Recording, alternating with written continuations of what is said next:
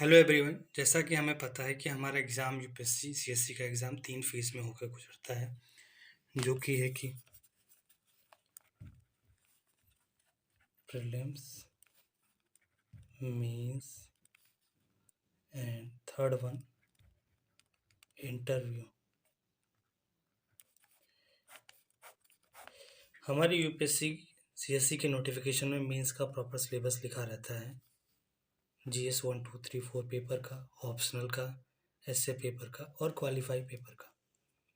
तो हमें उसके सिलेबस के लिए बहुत ज़्यादा परेशान होने की ज़रूरत नहीं है कि हमें उसके लिए क्या पढ़ना है।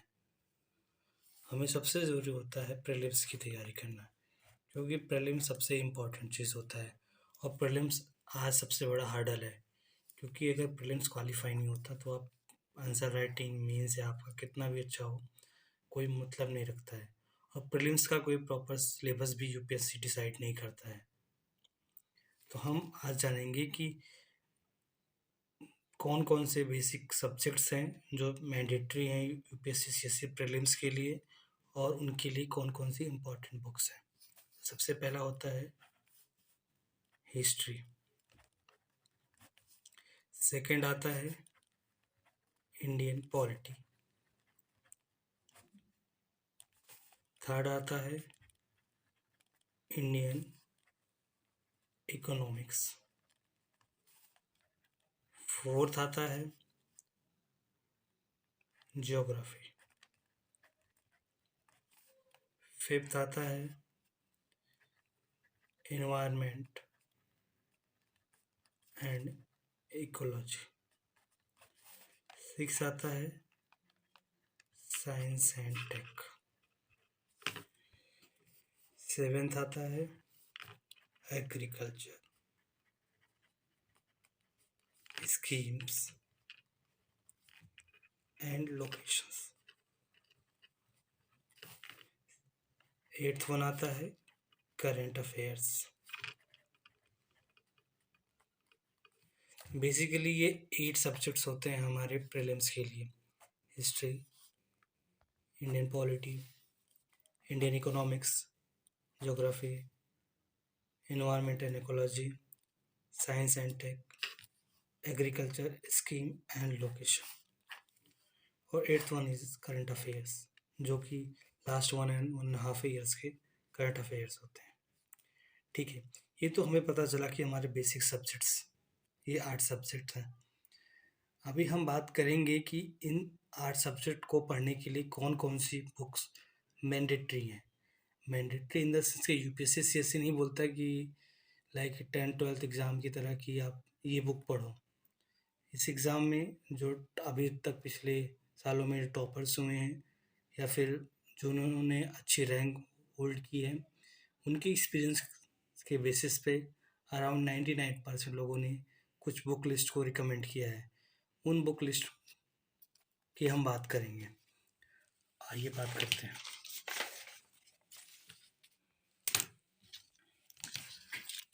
पहला सब्जेक्ट है हिस्ट्री। हिस्ट्री को जिसमें अराउंड 15 to 18 क्वेश्चंस आते हैं हर साल प्रीलिम्स के पेपर में। हिस्ट्री को बेसिकली मैं 4 पार्ट में डिवाइड करूँगा: ancient history, medieval history, modern history, art and culture. In 4 part में सबसे ज़्यादा इम्पॉर्टेंट पार्ट होता है मॉडर्न हिस्ट्री। लेकिन हम बात कर रहे हैं अगर एंशिएंट हिस्ट्री के लिए, तो क्लासेस की एनसीईआरटी आती है आवर पास्ट, जो एंशिएंट हिस्ट्री को कवर करती है। प्लस तमिलनाडु बोर्ड की क्लास 11th की बुक आती है, जिसमें एंशिएंट हिस्ट्री को काफ़ी अच्छे से कवर किया गया है। तो एंशिएंट हिस्ट्री के लिए क्लास 6 की NCERT plus Tamil Nadu board sufficient है। अगर आप एनसीईआरटी नहीं पढ़ना चाहते हो तो तमिलनाडु बोर्ड क्लास 11th की बुक मोर देन इनफ है। बट अगर आपके पास समय है, आप अच्छे से एनसीईआरटी कवर करना चाहते हैं, तो आप क्लासेस की एनसीईआरटी पढ़िए। उसके बाद हम मेडिवल हिस्ट्री की बात करते हैं।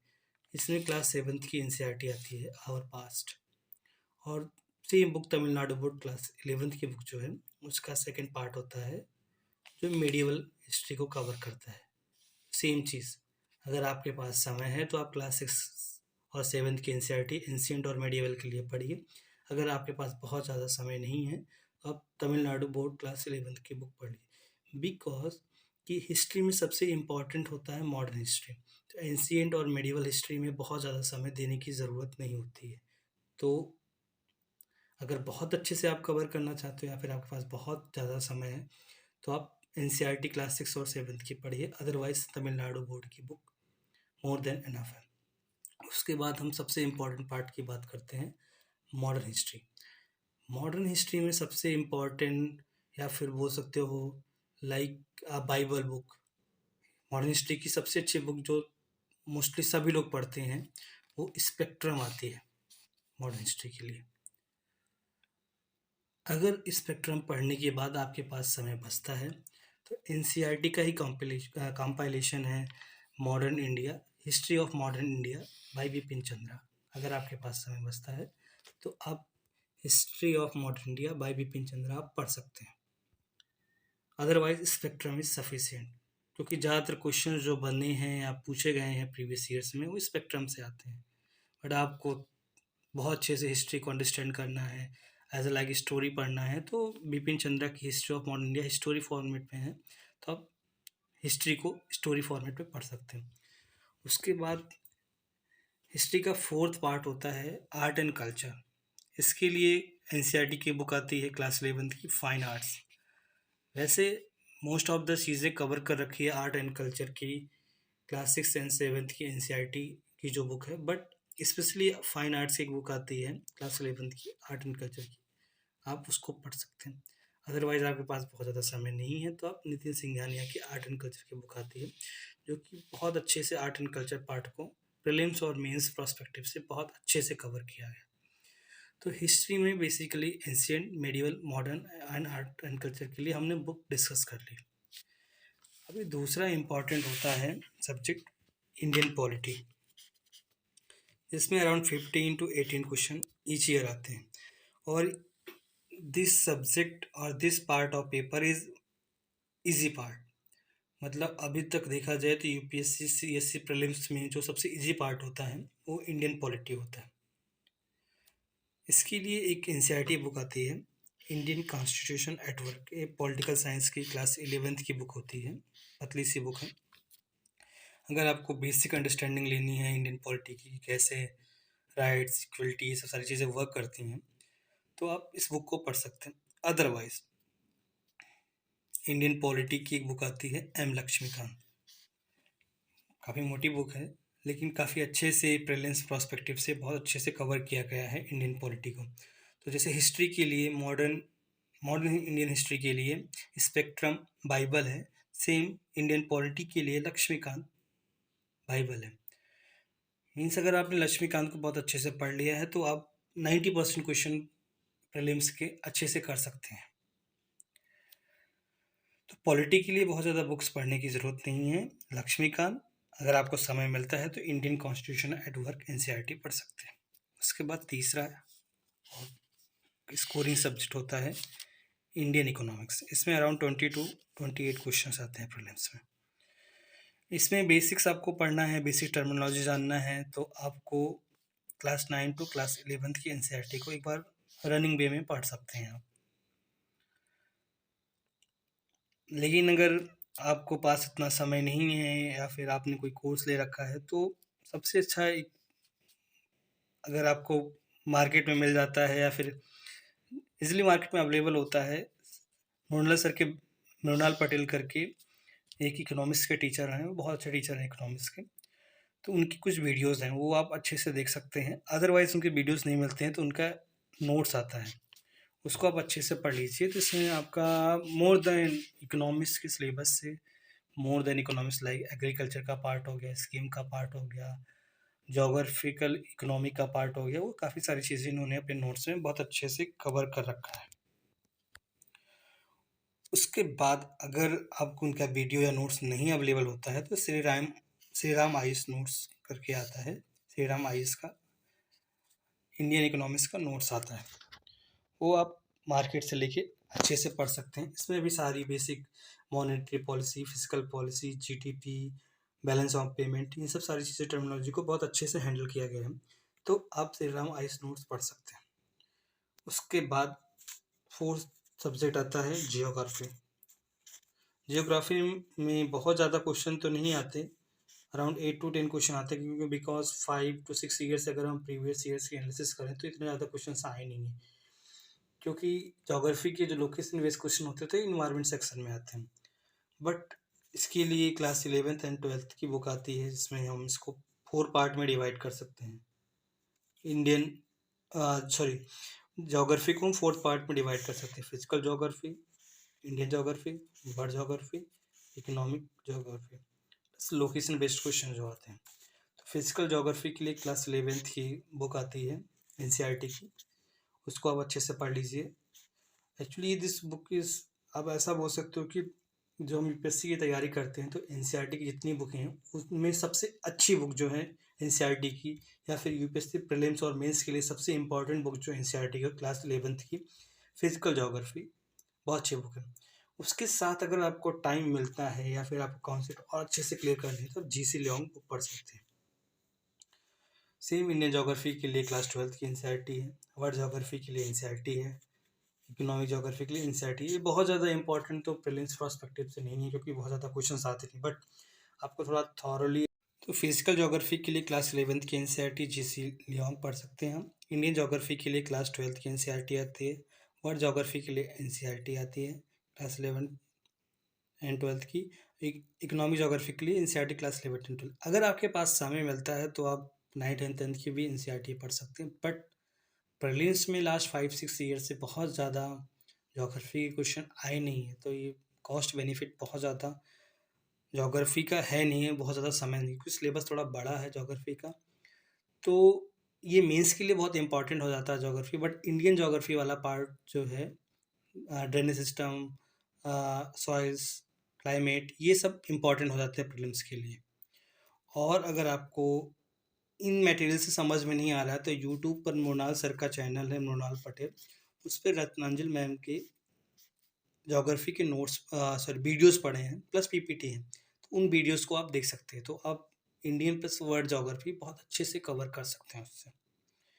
और जोग्राफी से लोकेशन बेस्ड क्वेश्चन आते हैं, जैसे किसी रिवर की ट्रिब्यूटरी पूछ लिया, किसी सॉइल टाइप दे दिया उसका लोकेशन पूछ लिया, क्लाइमेट पूछ लिया, टाइगर रिजर्व्स वगैरह, ये सारी चीज़ें जो आती हैं ये लोकेशन बेस्ड क्वेश्चन रहते हैं। तो बेसिकली प्रीलिम्स में जो फोकस होता है, जैसे 8 to 10 क्वेश्चन आते हैं तो अराउंड 6-7 क्वेश्चन इंडियन पार्ट से आते हैं, रेस्ट 2 to 3 क्वेश्चन जो होते हैं वो world geography like physical geography से आते हैं। उसके बाद सबसे इम्पॉर्टेंट बाकी देखा जाए तो एक सेक्शन होता है इन्वायरमेंट एंड इकोलॉजी। जब से सीएससी एग्ज़ाम में फॉरेस्ट सर्विसेज के प्रीलिम्स को भी ऐड कर लिया गया, तब से इन्वायरमेंट एंड इकोलॉजी सेक्शन जो है बहुत इंपॉर्टेंट प्रीलिम्स के लिए हो गया है। और कहीं ना कहीं ये स्टैटिक प्लस डायनेमिक होता है, तो आपको करंट अफेयर्स के साथ साथ स्टैटिक चीज़ों को भी पढ़ना होता है, क्योंकि दोनों का मिक्स आता है। और इससे क्वेश्चन करीब 25 से 30 क्वेश्चन हर साल आपको पेपर में दिख जाते हैं। इसके लिए बेसिक बुक जो होती है शंकर आईएएस की बुक आती है, उसको आप अच्छे से पढ़ लीजिए। और इसके लिए सबसे ज़रूरी चीज़ होता है, आप प्रीवियस ईयर क्वेश्चन की एनालिसिस कीजिए कि क्या पूछा है, क्या ट्रेंड चल रहा है। बाकी इसमें कुछ चीज़ें होती हैं जो कहीं ना कहीं हर साल रिपीट होती हैं, जैसे नेशनल पार्क का लोकेशन पूछ लिया, या फिर पर्टिकुलर स्पीसीज पूछ लिया, वाइल्ड लाइफ सेंचुरी पूछ लिया, रिवर सिस्टम पूछ लिया, बायोस्फीयर रिजर्व पूछ लिया, स्पीसीज पूछ लिया कि इसका स्टेटस क्या है, आईयूसीएन स्टेटस क्या है, या फिर लोकेशंस पूछ लिया। और बहुत सारे एक्ट्स हैं, कन्वेंशंस हैं, रामसर साइट्स हैं, इन सब का कहीं ना कहीं एक करेंट से रिलेटेड चीज़ें होती हैं जो कि हर साल पूछता रहता है। तो जो इन्वायरमेंट वाला पार्ट होता है ये स्टैटिक प्लस डायनेमिक होता है। इसके लिए आपको इन्वायरमेंट की जो बुक शंकर आईएएस है उसके साथ साथ आपको करंट अफेयर से भी अपडेट होते रहना पड़ेगा, कि कोई स्पीसीज की रिसेंट कोई स्टेटस चेंज हुआ है कि नहीं, कोई कन्वेंशन हुआ है रिसेंट की नहीं, या गवर्नमेंट क्या क्या स्कीम चला रही है बायोडाइवर्सिटी को मेंटेन करने के लिए, इन्वायरमेंट प्रोटेक्शन के लिए, या फिर बहुत सारी चीज़ें ऐसे जो इन्वायरमेंट में कहीं ना कहीं डेली बेसिस पे अपडेट होती रहती हैं, तो उस चीज़ से हमें अपडेट होते रहना पड़ेगा। उसके बाद अगला सेक्शन या अगला सब्जेक्ट आता है साइंस एंड टेक्नोलॉजी। इससे अराउंड लगभग 10 क्वेश्चन हर साल फिक्स रहते हैं। इसमें होता है बायोलॉजी पार्ट, मोस्टली इसमें डिसीज़, वायरस, फंगाई, ये सब सारी चीज़ें आती हैं, डेंगू, चिकनगुनिया, ये सब, या फिर बायोलॉजी से रिलेटेड आरएनए, बायोटेक से रिलेटेड क्वेश्चंस आते हैं। तो ये क्लास 12th की एनसीईआरटी की बुक आती है, इसको आप पढ़ लीजिए, मोर देन इनफ है। उसके बाद इसको नैनो टेक्नोलॉजी पार्ट में डिवाइड कर सकते हैं, स्पेस टेक्नोलॉजी पार्ट में डिवाइड कर सकते हैं। इसमें डीआरडीओ, इसरो, या फिर नासा, यूरोपियन स्पेस एजेंसी से रिलेटेड जो डेवलपमेंट्स हुए होते हैं। आईटी कम्युनिकेशन में आप डिवाइड कर सकते हो, लाइक कि आपका क्रिप्टो करेंसी हो गया, ब्लॉकचेन टेक्नोलॉजी हो गया, एआई हो गया, क्वांटम कंप्यूटिंग हो गया, इन सब सारी रिलेटेड जो इंफॉर्मेशन या रिसेंट डेवलपमेंट क्वेश्चन पूछते हैं। और डिफेंस टेक्नोलॉजी में आपकी क्या क्या डेवलपमेंट्स हुए होते हैं, ये सारी चीज़ें पूछते रहते हैं। प्लस एडिशनल कुछ नहीं, साइंस एंड टेक में स्कीम्स आती हैं। बेसिकली इसके लिए कोई बुक मैं प्रेफर नहीं करूँगा, इसके लिए आपको न्यूज़पेपर से अपडेट रहना चाहिए डेली बेसिस पे। डेली बेसिस का मोस्टली संडे को साइंस एंड टेक आता है द हिंदू में। प्लस आपको मैगजीन्स, मंथली मैगजीन्स आती हैं, मंथली मैगजीन्स का कंपाइलेशन PT 365 फॉर्मेट में आता है, फिर किसी भी कोचिंग का मंथली कंपाइलेशन आता है, आप उसको प्रेफर कर सकते हैं साइंस एंड टेक के लिए। बट कहीं ना कहीं science and tech easy part होता है और इम्पॉर्टेंट पार्ट होता है, ये कहीं ना कहीं आपको प्रीलिम्स में एज दे सकता है। उसके बाद स्कीम्स होती हैं जो कि PT 365 एक अलग से लॉन्च करता है। और मुरलन सर के, अगर आपने इकोनॉमिक्स पढ़ा है तो मुरलन सर इकोनॉमिक के नोट्स में स्कीम सारी कवर करके रखते हैं सर। उसके बाद करंट अफेयर्स आते हैं।